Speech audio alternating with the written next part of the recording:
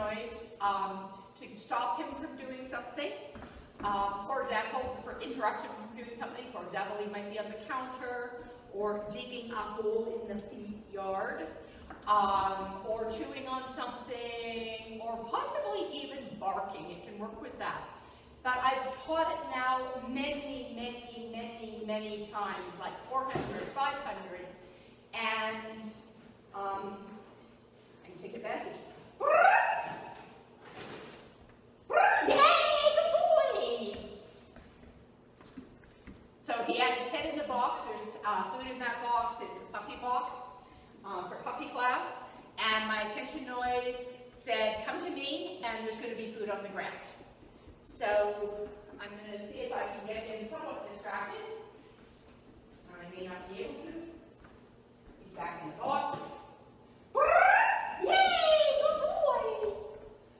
And meanwhile, I would go and now while he's eating on the floor, rather than let this be repeated, he scared himself. Yay! So now what I would do is I would either put him on a leash or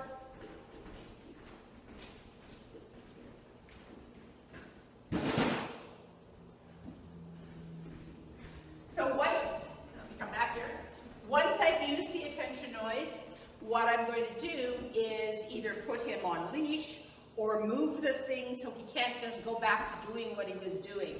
Because the whole purpose of an attention noise is to get their attention without saying their name, without getting mad, having them just come to you and being rewarded for that. And then you get to take the time to manage the behavior so they don't just go back and repeat it again.